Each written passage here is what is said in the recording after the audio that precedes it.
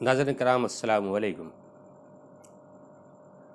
आइए इस वीडियो में आपसे गुफ्तगू करते हैं कि नमाज कैसे पढ़ी जाए। वाक़िमुस्सलाह, कुरान का फ़ैसला है कि नमाज कायम रखो, तुम्हें दे दी गई है और उसे रखो। अब जाहिर सी बात है कि अगर हम नमाज से गाफिल होंगे, नमाज हकीकत में हम समझे ही नहीं नमाज है क्या। नमाज अल्लाह से बंदे को मिलाने का एक बेहतरीन रास्ता है और अल्लाह रब तआला फरमाता है कि नमाजी के सामने से अगर गुजरने का गुनाह बयान कर दिया जाए तो मुस्लिम शरीफ और बुखारी शरीफ में लिखा है कि 40 साल वो शख्स अपनी जगह पे खड़ा रहे पर नमाजी के सामने से नहीं गुजरेगा। एक एग्जांपल लेते हैं दुनियावी हम कि हम या आप गुफ्तगू कर रहे हो और कोई तीसरा बीच से बोल दे तो हमें बहुत नागवार गुजरता है। वो तो रब और बंदे की बात है। तो अल्लाह के करीब इससे बेहतर कोई इबादत नहीं है। तो वाक़िमुस्सलाह, नमाज कायम करें। ये थोड़ा सा हमारी जहन ने जो काम करा है उसको हम आपके रूबरू पेश करते हैं कि जब नमाज के लिए वज़ू करके खड़े होते हैं तो हम कहते हैं अल्लाहु अकबर। इसका जो मेरी समझ में आया है कि अल्लाह तेरे घर से जब हैया अलस्सलाह हैया अलल फलाह की आवाज़ आती थी, मौला मैं गाफिल था, मौला तूने हिदायत का रास्ता मुझे बताया है, तो ले तेरे सामने हाथ को खड़ा कर दिया। क्योंकि जब कोई मुजरिम खड़ा होता है तो कहा जाता है हैंड्स अप, मतलब हाथ ऊपर कर लो।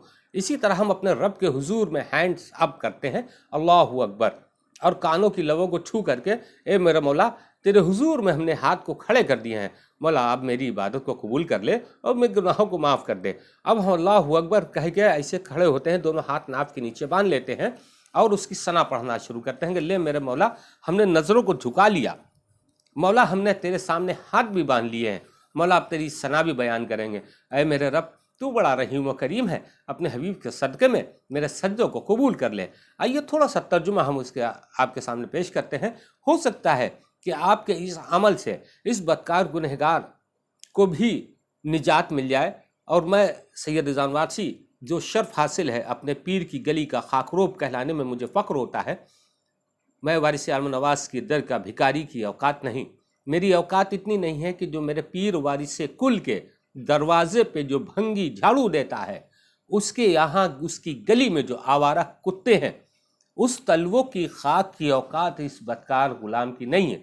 लेकिन क्योंकि वो अशरफुल आलमीन है, रहमतल लिल आलमीन का शहजादा है, हमारे सरों की खूब लाज रखता है, तो वातिउल्लाह वातिउ रसूल हमने कोशिश की है कि अल्लाह के हुक्म को माने और अपने नबी सल्लल्लाहु अलैहि वसल्लम के हुक्म को और उनकी औलादों के हुक्म को सराखों पर लेकर चले, जिससे हमें शरीयत का रास्ता आसान हो। अब हमने जब नियत बांध करके हम खड़े हो गए कि अल्लाहु अकबर, ले मौला हमने अब तो हाथ भी बांध लिए हैं, मौला हाथ खड़े कर दिए हैं, मौला तुझसे बड़ा कोई रहीम नहीं है, अल्लाहु अकबर, अल्लाह तू सबसे बड़ा है।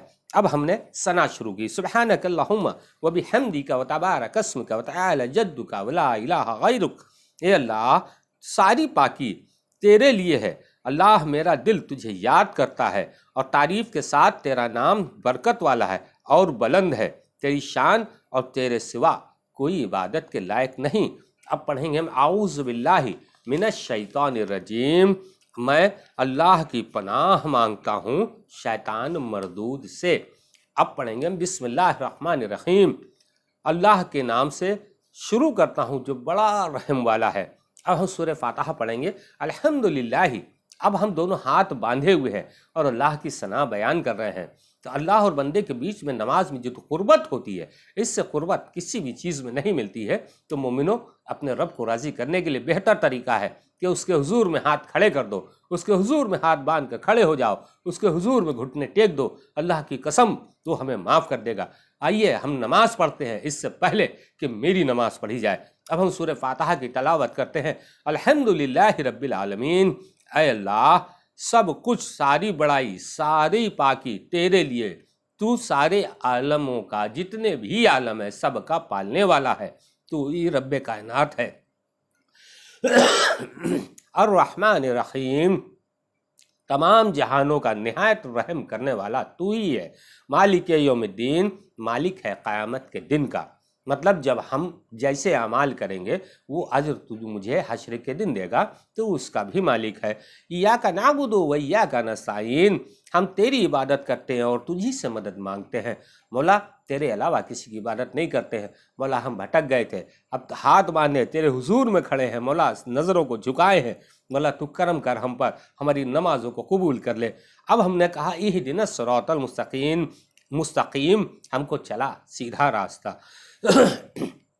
صراط الذین انعمت علیہم، ان لوگوں کے راستے پر جن پر تو نے انعام فرمایا، غیر المغضوب علیہم ولا الضالین، نہ ان کا راہ پر جن پر تیرا غضب نازل ہوا، جیسے کہ یہودی اور نصرانی۔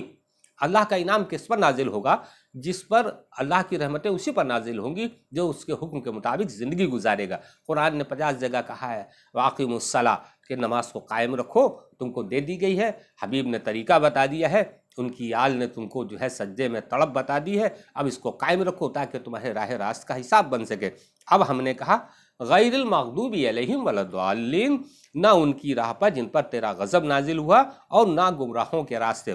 اب اس کے بعد پھر ہم ایک کوئی تلاوت کریں گے ایک آیت کی۔ اب ہم پڑھیں گے، چلیے قل هو اللہ احد، کہہ دو اے محمد اللہ ایک ہے۔ اب یہاں پر پھر ہم ایک جملہ کہیں گے آپ سے، کہہ دو تو مطلق قادر ہے، ہر شے پر قادر ہے، تو نے کیوں نہیں کہا؟ اپنے حبیب کو وسیلہ کیوں بنایا ہے؟ یہاں پر ایک اور بات یہ ہے کہ وسیلہ جنہیں انکار ہے اس کے لیے ثبوت ہے۔ کہہ دو اے محمد صلی اللہ علیہ وسلم، وہ اللہ ہے اور ایک ہے، اللہ الصمد، اللہ بے نیاز ہے، لم یلد، اس سے کوئی پیدا نہیں ہوا، ولم یولد، اور نہ وہ کسی سے پیدا ہوا، ولم یکن لہ کفوا احد، اور کوئی اس کا ہمسر ثانی نہیں۔ اب ہم نے یہ اس کر لی۔ اب ہم نے گھٹنے پر ہاتھ رکھا اور گھٹنے پر اس طرح رکوع میں گئے کہ بالکل ہتھیلیاں ایک دم میری گھٹنوں پہ جمی رہیں، پنڈلیاں سیدھی رہے، پیٹھ اتنی سیدھی ہو کہ اگر اس پر پیالہ رکھ دیا جائے تو پیالہ کو بالکل بیلنس میں رہے، وہ گرنے نہ پائے، تبھی آپ کا رکوع ہوگا۔ جب رکوع میں جائیں گے تسبیح کریں گے اس کی، سبحان ربی العظیم، پاک ہے میرا رب، بڑی عظمت والا ہے۔ اب ہم جب یہ 3 بار کہہ چکیں گے سبحان ربی العظیم، سبحان ربی العظیم، سبحان ربی العظیم، تب پھر ہم کوما میں آئیں گے، سمع اللہ لمن حمیدہ۔ تو اس کا بندہ نے اللہ کی جو تعریف کی وہ اللہ نے اس کو سن لیا، ربنا لک الحمد، اے میرے رب ساری تعریف تیرے لیے۔ اب ہم سیدھے بالکل کھڑے ہو گئے۔ جو لوگ جلدی جلدی نماز پڑھتے ہیں ان سے میری گزارش ہے کہ ٹھہر ٹھہر کر ادب کے ساتھ نماز پڑھیے، کیونکہ معبود حقیقی کے سامنے ہم کھڑے ہیں۔ اب ہم سجدے میں جائیں گے، سبحان ربی الاعلی، سبحان ربی الاعلی، سبحان ربی الاعلی۔ مولا ہم نے گھٹنے ٹیک دیے تیرے سامنے، مولا ہم نے ناک رگڑ دی۔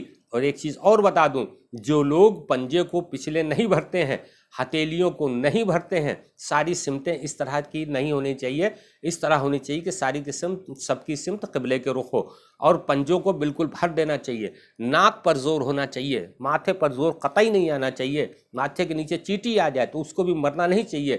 جو لوگ اس طرح سجدہ کریں گے، اگر ہمارا سجدہ نہ تو ہاتھ زیادہ ادھر ہوں، بالکل کانوں کے قریب ہوں، جا کے چہرہ آپ کے بیچ میں ہو، اور کونیاں پسلی سے ہٹی ہوئی ہوں۔ عورتوں کے لیے پسلیوں سے کونی لگنا ضروری ہے سجدے میں، اسی طرح اس کو جو ہے سجدے میں مرد کے لیے پسلی سے ہٹنا ضروری ہے۔